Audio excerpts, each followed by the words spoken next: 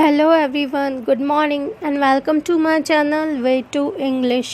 Friends, हम लोग degrees of comparison कर रहे थे और आज डिग्रीज ऑफ कंपैरिजन कंप्लीट हो जाएगा। कल से हम फॉर्मेशन ऑफ एडजेक्टिव्स देखेंगे कि एडजेक्टिव्स कैसे बनते हैं।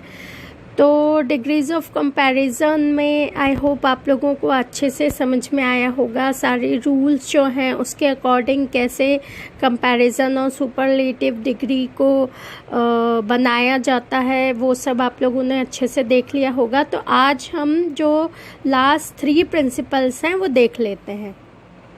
चलिए, प्रिंसिपल नंबर 6 है some adjectives compare same qualities either in positive form और इन नेगेटिव फॉर्म। तो कुछ एडजेक्टिव ऐसे होते हैं जो क्वालिटीज़ को कंपेयर करते हैं या तो पॉजिटिव रूप में या तो नेगेटिव रूप में। ठीक है, तो उसी के एग्जाम्पल्स हैं यहाँ पर। Here are the 2 comparisons. इनको हम 1 बाय 1 समझते हैं। पॉजिटिव मतलब होता है जो सही है या अच्छा है ना। बेसिकली आपको जो स्माइली बनी हुई है उससे समझ में आया होगा कि पॉजिटिव और नेगेटिव को हम हैप्पी और सैड से रिफर करके बता रहे हैं। तो पॉजिटिव कंपैरिजन में है he is as intelligent as his brother, मतलब वह अपने भाई की तरह ही समझदार है ना। ये पॉजिटिव हुआ।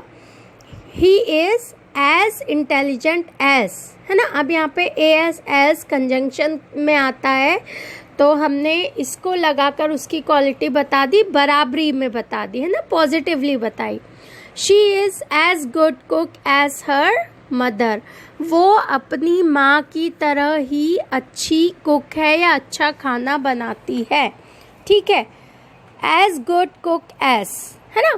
तो यहाँ पे एडजेक्टिव इंटेलिजेंट है और गुड कुक है ना। गुड है मतलब कुक भी है ऑब्वियसली। तो इन चीज़ों को पॉजिटिवली क्या शो कर रहा है, हमारा ये सेंटेंस शो कर रहा है। ठीक है, तो ये था हमारा पॉजिटिव कंपैरिजन। अब निगेटिव कंपैरिजन में देख लेते हैं। मैंने सेम सेंटेंस को ही निगेटिवली बना के दिया है ताकि आपको समझने में आसानी हो। He is not so intelligent as his brother. He is not so, यहाँ पे not as intelligent as नहीं दिया, not so दिया है कि उसके भाई की तरह वो इंटेलिजेंट नहीं है। ठीक है, अगर as intelligent करते तो वो भी करेक्ट होता, बट वो थोड़ा सा रीडिंग में प्रॉपर नहीं लगता। और इंग्लिश की खास बात ये रहती है कि जब आप कुछ सेंटेंस को पढ़ते हो और उसमें कुछ मिस्टेक रहती है तो अपने आप वो थोड़ा सा ऑकवर्ड लगने लगता है ना। फिर नेक्स्ट है she is not as good cook as her mother, वह अपनी माँ की तरह अच्छी कुक नहीं है या अच्छा खाना नहीं बना पाती है। ठीक है, तो ये था हमारा निगेटिव कंपैरिजन। अब आपने दोनों में अंतर देखा होगा कि नॉट यूज़ हुआ है किस तरह। जब हम सेंटेंस फॉर्मेशन पढ़ेंगे, फॉर्म्स ऑफ सेंटेंस, उसमें आपको बहुत अच्छे से समझ में आएगा कि नॉट या नो का यूज़ कहाँ कैसे किया जाता है। ठीक है, तो अभी हमारा पूरा फोकस डिग्रीज पर होना चाहिए, कंपैरिजन पे होना चाहिए। ठीक है, तो ये है हमारी पॉजिटिव डिग्री और निगेटिव डिग्री। इसमें बस नॉट का फ़र्क आया है, बाकी वो एज इट इज़ जा रही है। अब यहाँ पे आप सोचेंगे he is not so intelligent क्यों बोल दिया मैडम ने, है ना, एज इंटेलिजेंट क्यों नहीं बोला। तो सो मतलब एक लिमिट बता रहा है वो कि भाई उतना इंटेलिजेंट नहीं है। इसमें ये नहीं बोल रहा कि बिल्कुल इंटेलिजेंट नहीं है ना। तो वो सो एक किसी में भी क्वालिटीज़ में थोड़ा बहुत अंतर होता है, खूब अंतर हो या ना हो, बट थोड़ा बहुत तो मान ही सकते हैं। जैसे सपोज़ हम किसी को भी ये नहीं कह सकते कि ये बिल्कुल इंटेलिजेंट नहीं है, लेकिन उसकी तरह इंटेलिजेंट नहीं है, इसीलिए यहाँ पर सो का यूज़ किया गया है। ठीक है, आई होप आप लोग समझे होंगे इतना। तो ये हमारा कंपैरिजन है। इसमें और भी टाइप के कंपैरिजन्स होते हैं तो वो हम बस आगे देखने वाले हैं, इसके सारे कंपैरिजन्स। आप लोगों को और वर्ड्स या और सेंटेंसेस अगर अपने मन से कुछ समझ में आते हैं तो आप लोग प्लीज़ बताइएगा। और प्रैक्टिस करते रहिए, हर प्रकार से प्रैक्टिस कीजिए। और बहुत सारी डिग्रीज़ होती हैं, अगर पॉसिबल हुआ तो मैं ये चैप्टर एंड करके वो लिखवा दूंगी, नहीं तो वैसे तो काफ़ी सारे एग्जाम्पल्स हैं जो मैं ऑलरेडी आप लोगों को बता चुकी हूँ फ्रेंड्स। तो इस तरह से हमारी ये 6 नंबर का कंप्लीट होता है फॉर्म। इसमें पॉजिटिव और नेगेटिव फॉर्म में हमने देखा है, ठीक है। और आप लोगों के पास और भी ऐसे सेंटेंसेस हों तो आप लोग प्लीज़ बनाइएगा, बताइएगा। और इसमें आप बहुत सारे वर्ड्स और सोच सकते हो, as good as beautiful as, ऐसे सब बहुत कुछ ऐड होता है। अब हम देखते हैं नेक्स्ट है जो हमारा कंपैरिजन या नेक्स्ट रूल जो है वो है some adjectives compare different qualities of two persons और things in comparative degree. Comparative degree जो होती है मतलब सेकंड नंबर की या बीच वाली डिग्री होती है, उसमें दो अलग अलग क्वालिटीज़ को भी लोगों से कंपेयर किया जाता है, दो अलग अलग क्वालिटीज़ को। जैसा कि आप पिक्चर में देख रहे होंगे कि एक बॉय थोड़ा सा टॉल है, this boy is taller then that, मतलब वो उस लड़के से वो वाला लड़का थोड़ा लंबा है। This boy is the taller of the two, अब इन दोनों में से वो बॉय जो है वो टॉलर है ना। तो इस तरह का कंपैरिजन भाई डिफरेंट क्वालिटी है, एक टॉल है एक टॉल नहीं है, पर अब उसको आप ऐसे किस तरीके से कंपेयर करोगे कि वो एक वन क्वालिटी ही दिखे। तो हमने टॉलर को ले लिया, this boy is taller than that, मतलब ये लड़का उससे ज़्यादा टॉलर है लेकिन वो लड़का टॉलर नहीं है। तो इसको आप नेगेटिव वे में बताने से बेटर है आप क्या बोल दोगे, this boy is the taller of the two, मतलब ये जो लड़का है ये उन दोनों में से लंबा लड़का है ना। आई होप इतना क्लियर होगा आप लोगों को, ठीक है। इसके बाद में है some adjectives compare one person's quality to many persons और थिंग्स इन कंपैरेटिव डिग्री।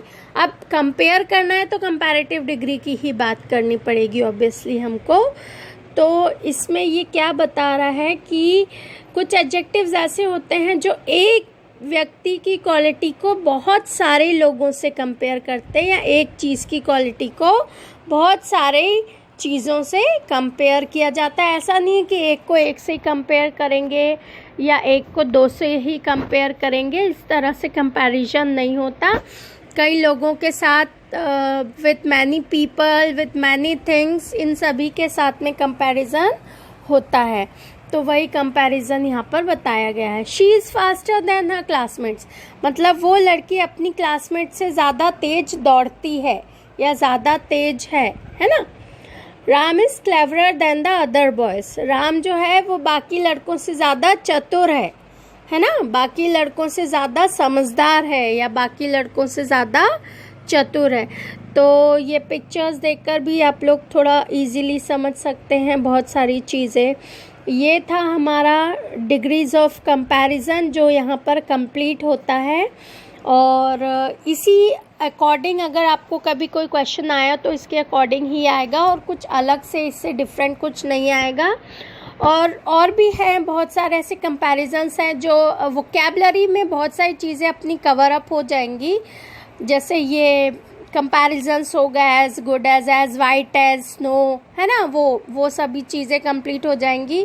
और वन वर्ड सब्स्टिट्यूशन है, बहुत कुछ कंप्लीट हो जाएगा। तो इसीलिए मैं स्टेप बाय स्टेप चल रही हूँ ताकि आप लोगों को कंप्लीट करने में आसानी रहे और सभी चीज़ें एक साथ पढ़ने में आए, है ना। बाकी सब्जेक्ट्स तो आप लोग कवर कर ही रहे होंगे, मुझे पूरा विश्वास है। बाकी सब्जेक्ट्स आप लोगों के चल रहे हैं, लेकिन ये सभी चीज़ें अभी तक का जितना हुआ है उसको प्लीज़ प्रॉपरली देखिएगा। अभी एडजेक्टिव चैप्टर हमारा कंप्लीट नहीं हुआ है, इसमें अभी बहुत सारा स्टफ़ है कंप्लीट करने को।